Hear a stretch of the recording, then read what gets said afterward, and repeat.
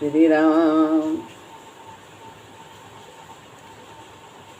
गुरुर्ब्रह्मा गुरुर्विष्णु गुरुर्देव महेश्वरः गुरु साक्षात् परब्रह्म तस्मै श्री गुरुवे नमः।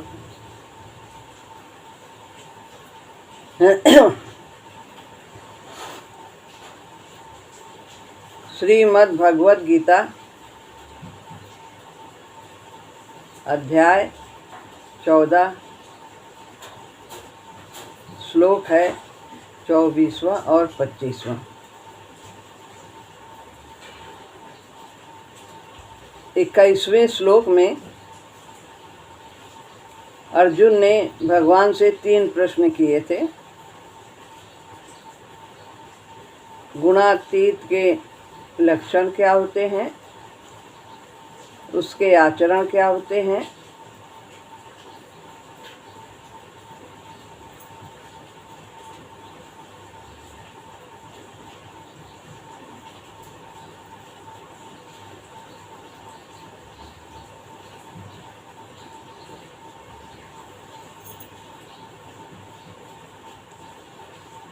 गुणातीत के लक्षण क्या होते हैं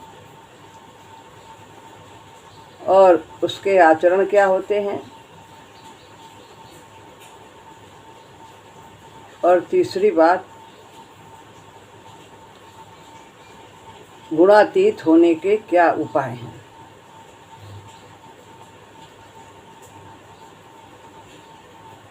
आवाज आ रही है?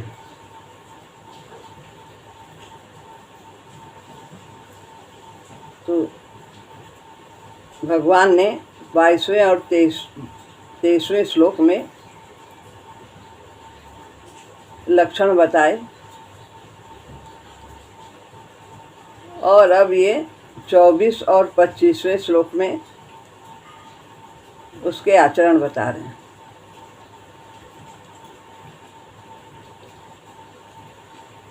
सम दुख सुख स्वस्थः समलोष्टास्म कांचनः तुल्यप्रिया प्रियो धीरः तुल्यनिन्दात्मसंस्तुतिः मानापमानयोस्तुल्यः तुल्यो मित्रारिपक्षयोः सर्वारम्भ परित्यागी गुणातीतः उच्यते।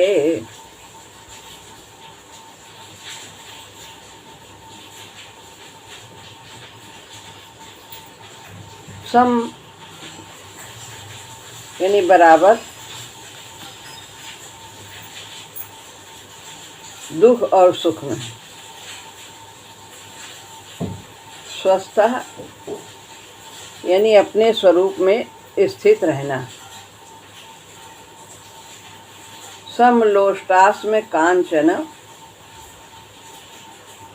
जो मिट्टी ढेले पत्थर और सोने में सम रहता है, बराबर रहता है, भेद नहीं करता। जो प्रिय अप्रिय में सम रहता है। तुल्य प्रिया प्रियो, तुल्य समान, प्रिय और अप्रिय में जो सम रहता है। धीरः, यहाँ धीर पे 8 अक्षर होते हैं, तो आधा सा है, तो आधा सा विसर्ग बन जाएगा, तो धीरः पढ़ा गया है। धीर यानी जो धीर पुरुष हैं। तुल्य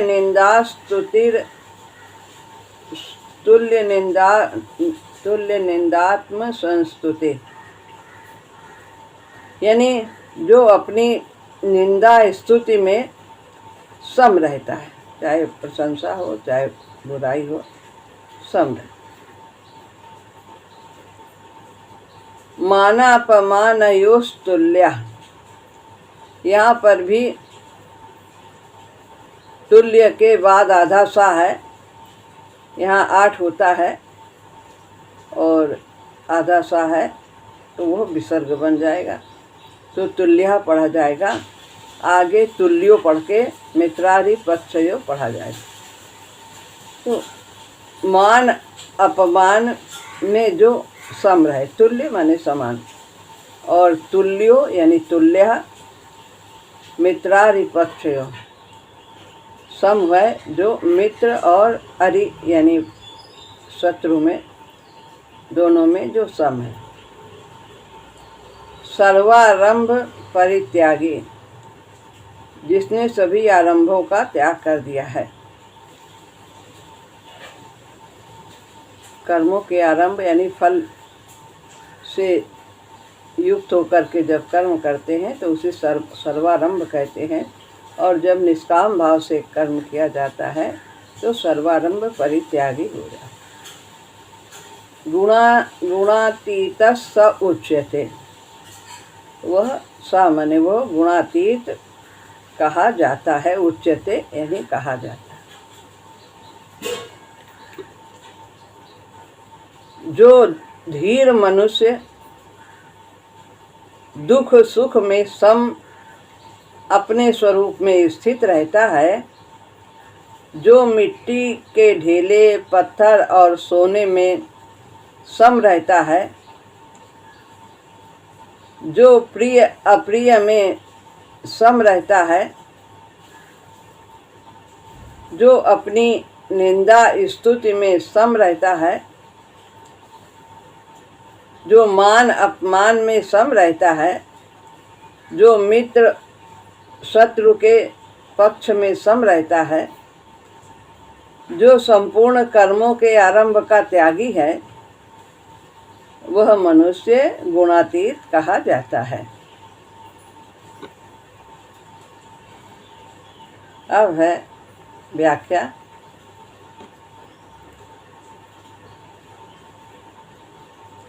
तो धीर की व्याख्या करते हैं कि धीर सम दुख सुख, जो धैर्यवान है और दुख और सुख में सम है। नित्य अनित्य सार असार आदि के तत्व को जानकर जो अपने आत्म भाव में स्थित रहता है, वह पुरुष गुणातीत कहा जाता है। क्या नित्य है, क्या अनित्य है, क्या सार है, क्या असार है, जो इस तत्व को जानता है कि आत्मा नित्य है और ये शरीर अनित्य है, संसार अनित्य है। सार जानता है, सार क्या है, आत्मा, असार संसार है। इस तत्व को जो जान लेता है, वह जानते हुए अपने स्वरूप में स्थित रहता है, आत्मा में स्थित रहता है, वह वास्तव में धैर्यवान है।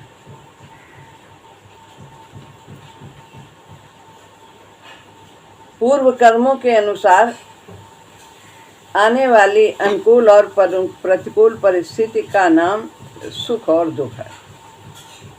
तरह तरह की परिस्थितियां जीवन में आती हैं, हमारे पूर्व जन्म में जो कर्म किए हैं उन्हीं के अनुसार आती हैं, जो हमने संस्कार बनाए हैं, तो उसमें हम सुखी और दुखी होते रहते हैं। अर्थात प्रारब्ध के अनुसार शरीर इंद्रिय आदि के अनुकूल परिस्थिति को सुख कहते हैं, जिससे शरीर को सुख मिले, इंद्रियों को सुख मिले, मन सुख का अनुभव करता है। तो जो अनुकूल परिस्थिति हैं जीवन में प्रारब्ध के अनुसार हमारे आती हैं, तो उनको सुख कहते हैं, और जो शरीर और इंद्रियों के प्रतिकूल परिस्थिति होती हैं वे दुख कहलाती हैं। परंतु गुणातीत मनुष्य इन दोनों परिस्थिति में अनुकूल आए चाहे प्रतिकूल आए, अनुकूल चाहे संयोग हो चाहे वियोग हो, स्वास्थ्य हो अस्वास्थ्य हो, धनी है निर्धन है, तो कुछ भी कैसी भी परिस्थिति आती है, चाहे मान हो रहा है अपमान हो रहा है, सब में वे सम रहते हैं। वे उनके अंतःकरण में किसी भी प्रकार का विकार नहीं पैदा करते हैं। ये परिस्थितियाँ, सुखी और दुखी होना ही ये विकार है। तो गुणातीत मनुष्य दोनों परिस्थितियाँ हर एक के जीवन में आती हैं, तो उनमें वह सम रहता है। स्वस्थ का ये मतलब नहीं शरीर ही स्वस्थ रहे, मन भी स्वस्थ रहता है, अंतःकरण भी स्वस्थ रहता है। तो किसका रहेगा? जो अपने आत्म स्वरूप में स्थित रहता है, तो वह स्वस्थ कहा जाता है। जिसकी दृष्टि आत्मा में ही रहती है, अपने स्वरूप में ही रहती है, वो स्वस्थ है। स्वरूप में सुख दुख है ही नहीं। स्वरूप से तो सुख दुख प्रकाशित होते हैं। सबको प्रकाशित कौन करता है? आत्मा ही तो प्रकाशित करती है। बुद्धि को, मन को, इंद्रियों को, शरीर को, ये सबको प्रकाशित करती है। तो वो तो प्रकाशवान है, वो प्रकाशक है। उसमें सुख दुख नहीं, सुख दुख तो मन की अनुभूति है। तो इसलिए वह सुखी दुखी नहीं होता, स्वस्थ है। अतः गुणातीत मनुष्य आने जाने वाले सुख दुख का भोक्ता नहीं बनता है। आएगा, सुख भी आएगा, दुख भी आएगा, तो उनको देखना है, उनको भोगना नहीं। जब हम सुखी दुखी होते हैं तो हम सुख दुख का भोग करते हैं, तो वो गुणातीत मनुष्य उनमें वह भोक्ता नहीं बनता। जैसे दिन रात आ रहे हैं, जा रहे हैं, ऐसे ही वो सब आते और जाते हैं। अपने नित्य निरंतर रहने वाले स्वरूप में वह स्थित रहता है, जिसका स्वरूप आनंद है। आत्मा का स्वरूप आनंद है, भगवान का स्वरूप आनंद स्वरूप है। इसलिए वो भी, परमात्मा भी उन्हीं के गुण से व्याप्त है। आत्मा भी गुण वही गुण हैं जो परमात्मा के हैं, तो वो भी आनंद ही में रहती। समलोष्टास्म कांचन, सम रहता है। मिट्टी के ढेले में पत्थर हो या सोना हो, उसकी दृष्टि में मूल्य के अनुसार कोई भेद नहीं रहता, पर वो रखता सबको उचित स्थान में ही है। ये नहीं मिट्टी को तिजोरी में रख दिया, पत्थर को कहाँ रख दिया और सोने को बाहर रख दिया। तो सोने को उचित स्थान में रखता है और मिट्टी की जहाँ जगह है सबको उचित महत्व देता है। उसकी प्राप्ति अप्राप्ति में उसको हर्ष और शोक नहीं होता। आया, कुछ भी चला गया, तो वह उनसे दुखी सुखी नहीं होता। ढेला, पत्थर और स्वर्ण का ज्ञान न होना समता नहीं है कि हम जानते ही नहीं कि सोना क्या है, पत्थर क्या है, कुछ जानते ही नहीं। उसे ज्ञान होता है, हर वस्तु का, हर परिस्थिति का ज्ञान होता है, लेकिन उसके आने और जाने में वह शोक और हर्ष से युक्त नहीं होता। उसको किसी से राग द्वेष नहीं होता, आसक्ति नहीं होती कि ये कीमती वस्तु है, इसको हम ज़्यादा अपने पास रख लें और हमारे पास आ जाए और हमारे पास आ जाए, ताकि हम भोग संग्रह करके और सुखी हो जाएं। ऐसा उसके अंदर भाव नहीं होता। तुल्य प्रिया, प्रिया सम रहता है प्रिय और अप्रिय में। जो प्रिय लगता है उसमें भी सम है, जहाँ अप्रिय घटना हो रही उसमें भी सम। गतिमान सतत लीला सुख दुख की, गुण अवगुण के नित्य संघर्ष और जीवन मृत्यु के दुष्कर अभिनय, हार जीत विप्लव उत्कर्ष, दलन दमन दुख युद्ध संधि के और राजमहल में रमण के लिया, अप्रीत प्रतीत व कल्पित सन्मुख, झरे खिले फूलों की कलियां, और अनुचित उचित भयंकर कोमल, देखो सब में योग राम के। न हो यदि मिलन पाके नर योनि हरि से, तो धरनी धाम सुतलोक किस काम के। पूज्य भैया जी ने भजन लिखा, कितना सुंदर। सब में वो सम रहता, हर परिस्थिति में। तो तुल्य प्रिया अप्रिया, क्रियमान यानी जो वो कर्म कर रहा है। 3 प्रकार के कर्म होते हैं, संचित, प्रारब्ध और क्रियमान। तो जो वर्तमान में कर रहे हैं उसे क्रियमान कहते हैं। तो क्रियमान कर्मों में उसे चाहे सिद्धि मिले चाहे असिद्धि मिले, चाहे सफलता हो चाहे असफलता मिले, वो दोनों के फल की प्राप्ति में वह सम रहता है।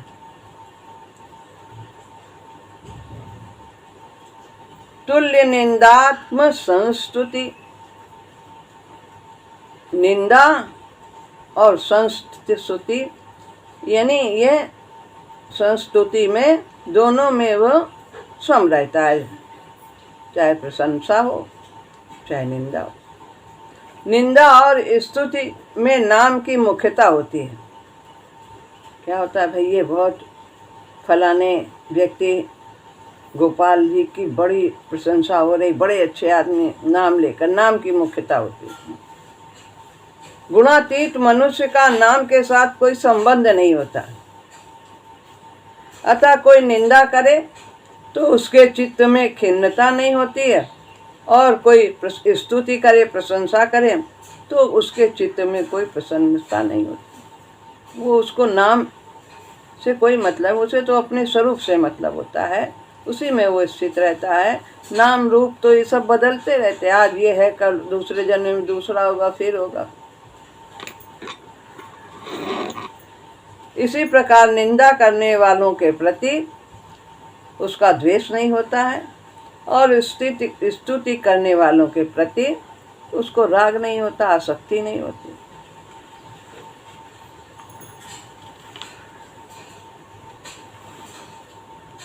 साधारण मनुष्यों में एक आदत बन जाती है कि वो अपनी निंदा सुनकर उनको बहुत बुरा लगता है, और प्रशंसा हो तो बहुत अच्छा लगता है। परंतु जो गुणों से परे हैं उनको निंदा स्तुति का ज्ञान ही नहीं होता है। वे बर्ताव में सबके साथ यथोचित करते हैं, ये नहीं देखते कि तुमने हमारी निंदा की कि हमारी प्रशंसा की तो हम वैसा व्यवहार करें जैसा तुमने किया है। नहीं, वो यथोचित व्यवहार करते हैं, जो करना चाहिए उनको। वो निंदा और स्तुति से प्रभावित होकर व्यवहार नहीं करते,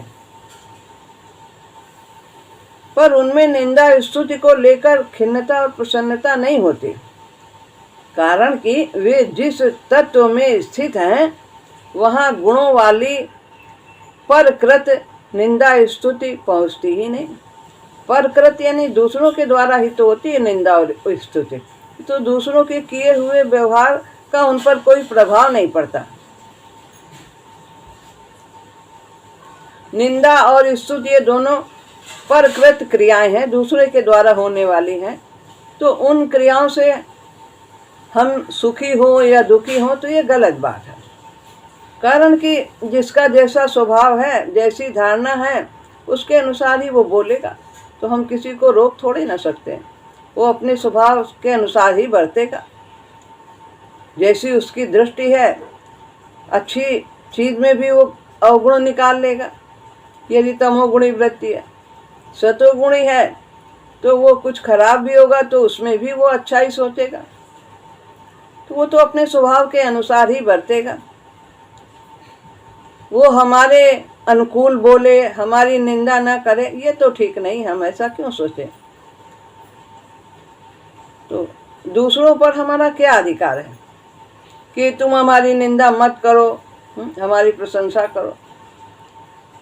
दूसरी बात, कोई निंदा करता है तो उसमें साधक को प्रसन्न होना चाहिए कि ये हमारे पाप कट रहे हैं। पहले जन्म में हमने कुछ किया होगा तो आज ये हमें हल्का कर रहा।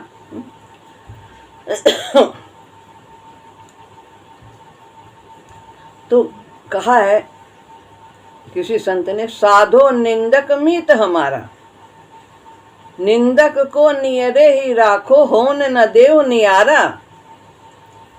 और हमारी निंदा करने वाले उतरो भव निधि पारा। क्या क्यों? क्योंकि वो बिन साबुन पानी बिना निर्मल करे स्वभाया, हमारे स्वभाव को निर्मल करता है। हल्के हल्के से खाली कह देता है और हमारा एक पाप हल्का हो जाता है। कहा उसने, हमारे कान से गया, हमारे तक कहाँ पहुंचा। अगर कोई हमारी प्रशंसा करता है तो हमारे पुण्य नष्ट होते हैं। अतः प्रशंसा में खुश नहीं होना चाहिए, क्योंकि इसमें खतरा रहता है अहंकार का, कि हम बड़े अच्छे, हमारी कितनी प्रशंसा हो रही, ऐसा वो सोचता है, सोच भाव आ सकता है। तो गुणातीत इन सब से परे रहता है। मानापमान योस्तुल्य, और मान और अपमान में भी वो सम रहता है। इसमें भी शरीर की मुख्यता होती है, उसमें नाम की मुख्यता, इसमें शरीर की मुख्यता। किसकी कौन बड़ाई करता है? ये शरीर तो एक हमारा रहने का स्थान है, तो इस स्थान चाहे खराब हो चाहे अच्छा हो, हमें क्या फर्क पड़ता है, हम तो जैसे हैं वैसे। मान और अपमान होने में शरीर की मुख्यता होती है।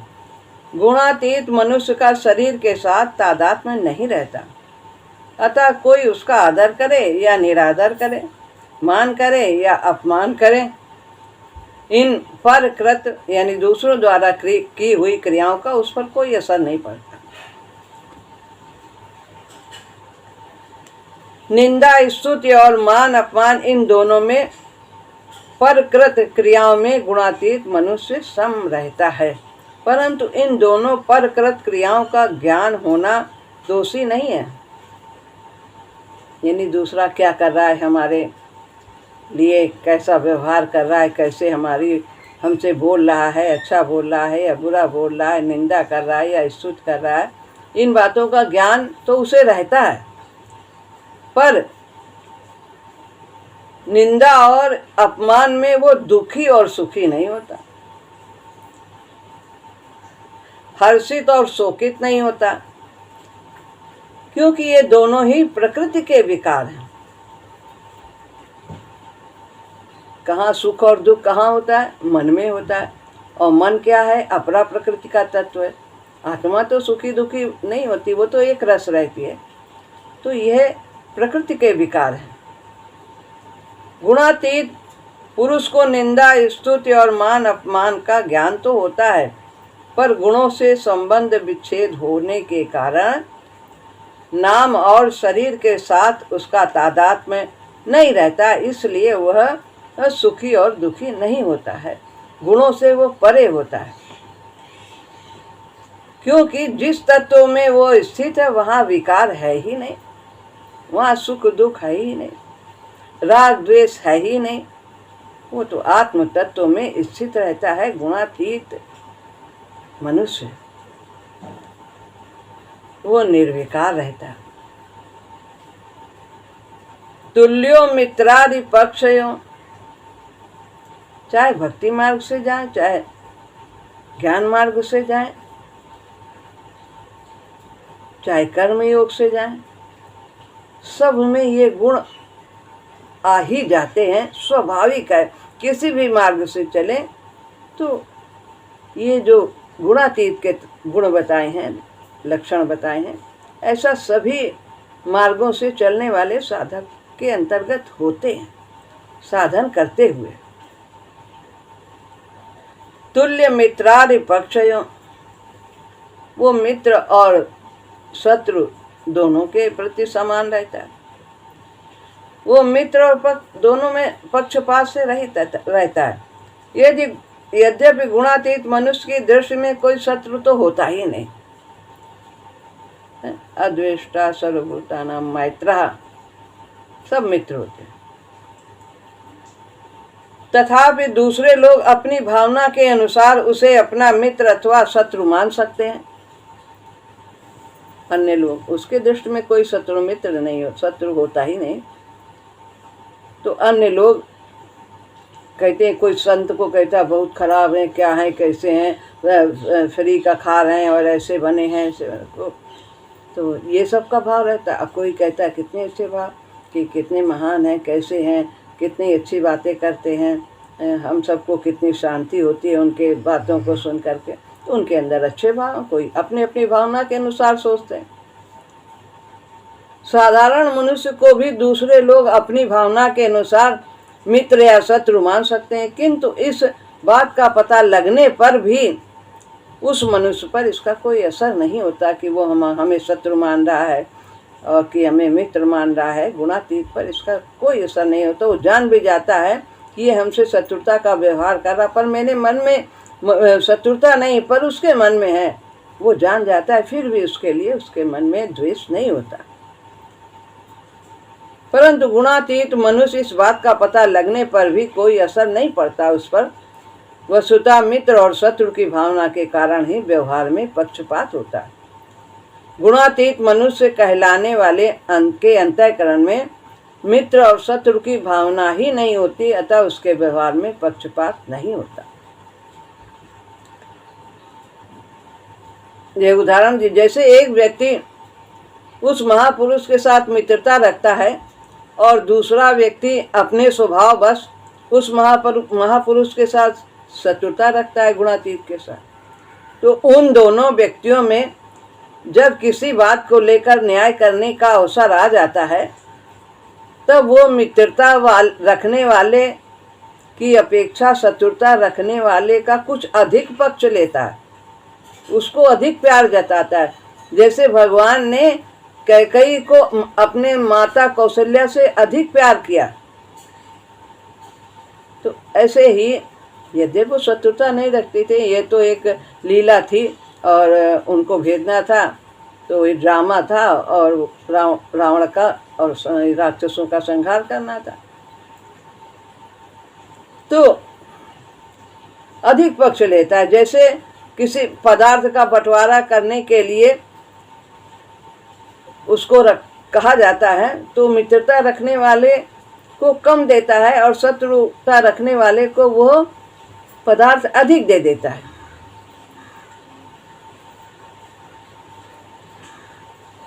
यह भी समता ही कहलाती है, क्योंकि अपने पक्ष वालों के साथ न्याय और विपक्ष वालों के साथ उदारता होनी चाहिए। तो उदारता होनी चाहिए ऐसा बता रहे हैं। तो उसके अंदर द्वेष नहीं होता, किसी भी प्रकार की जानकारी होने पर भी वो दोनों में सम रहता है।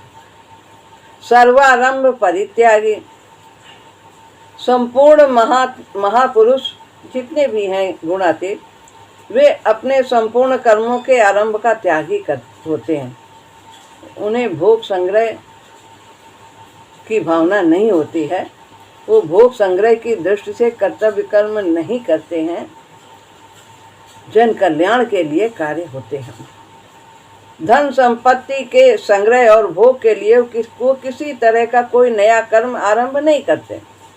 स्वतः प्राप्त परिस्थिति के अनुसार ही उनकी प्रवृत्ति होती है और निवृत्ति होती है। जैसी परिस्थिति आती है, किस में लगना चाहिए और किस परिस्थिति से निवृत्त होना चाहिए, उनका सब स्वाभाविक रूप से होता है। अर्थात उनकी क्रियाओं में प्रवृत्ति यानी कामना नहीं होती, वासना नहीं होती, ममता नहीं होती, इन सब से वो रहित होते हैं। न ही मान बढ़ाई पाने की भावना होती है और भोग संग्रह की भावना से उनके कोई कार्य नहीं होते हैं। वो निष्काम भाव से ही अपने कर्तव्य का पालन करते हैं जीवन निर्वाह के लिए। गुणातीता स उच्यते, तो यहाँ पर बताया ऐसे महापुरुष को गुणातीत की कहते हैं। लेकिन उस महापुरुष की गुणातीत में संज्ञा नहीं होती है, किंतु उसके कहलाने वाले शरीर अंतःकरण के लक्षणों को देखकर उसको गुणातीत कहा जाता है। वो तो परमात्म तत्व में स्थित रहता है, अपने आत्म तत्व में स्थित रहता है, तो शरीर से ही संबंध होता है तभी गुणातीत कहा जाता है। तो उसका शरीर से वो कोई प्रकृति से कोई संबंध ही नहीं रखता, लेकिन संसारिक दृष्टि से उसे गुणातीत कहते हैं। वास्तव में देखा जाए तो जो गुणातीत है उसके लक्षण नहीं हो सकते हैं। लक्षण तो सब शरीर के होते हैं, लक्षण तो गुणों से ही होते हैं। अतः जिसके लक्षण होते हैं वो गुणातीत कैसे हो सकता है। परंतु अर्जुन ने भी गुणातीत के लक्षण पूछे थे और भगवान ने गुणातीत के लक्षण कहे। उसका शरीर से कोई संबंध नहीं, लक्षण तो सब शरीर के होते हैं, तो इसलिए लक्षण कहे। यद्यपि इस प्रश्न का उत्तर भगवान ने 19वें श्लोक में ही कह दिया था कि जो गुणों जितने भी क्रियाएं हो रही हैं वो सब गुणों के द्वारा होती हैं, और जो इन गुणों को अपने से पर मानता है वो ब्रह्म की प्राप्ति करता है, ऐसा भगवान ने पहले कह दिया इसी अध्याय में। लेकिन फिर भी अर्जुन ने प्रश्न पूछा और वो गुणातीत होने का उपाय जानना चाहते थे, मुख्य बात, तो लक्षण भी पूछ लिए। इसीलिए तो भगवान ने ये सब लक्षण बता दिए और आचरण भी बता दिए। इसका तात्पर्य यह है कि लोग पहले उस गुणातीत की जिस शरीर और अंतःकरण में स्थित मानते थे, उसी शरीर और अंतःकरण के लक्षणों को लेकर उसमें आरोप करते हैं ये गुणातीत मनुष्य है। शरीर को देख करके ऐसा व्यवहार है, ऐसा लक्षण है, तो शरीर के उसमें देखते हुए वो उसको ऐसा समझते हैं। ये लक्षण गुणातीत मनुष्य को पहचानने के संकेत हैं। तो यहाँ पर भगवान ने सुख दुख, प्रिय अप्रिय, निंदा स्तुति और मान अपमान, ये 8 परस्पर विरुद्ध नाम लिए हैं, जिनमें साधारण आदमी की तो विषमता हो जाती है, इसमें नहीं, वो विषम व्यवहार करते हैं इन स्थितियों में। परंतु गुणातीत में कभी ये विषमता नहीं आती है कि वो इन स्थितियों में विषम हो जाए, सुखी और दुखी हो जाए, ऐसा नहीं होता है। ऐसे इन 8 कठिन स्थलों में जिसकी समता हो जाती है उसके लिए अन्य सभी अवस्थाओं में समता रखना सुगम हो जाता है। अतः यहाँ उन्हीं 8 कठिन स्थलों का नाम लेकर भगवान ये बताते हैं कि गुणातीत महापुरुषों की इन 8 स्थलों में स्वतः स्वाभाविक समता बनी रहती। तो ये यहाँ पर ये श्लोक पूरा होता है। अब अगले 2 श्लोक बचे हैं, वो अगले सत्र में हो जाएंगे और ये अध्याय तब पूरा हो जाएगा। श्री राम।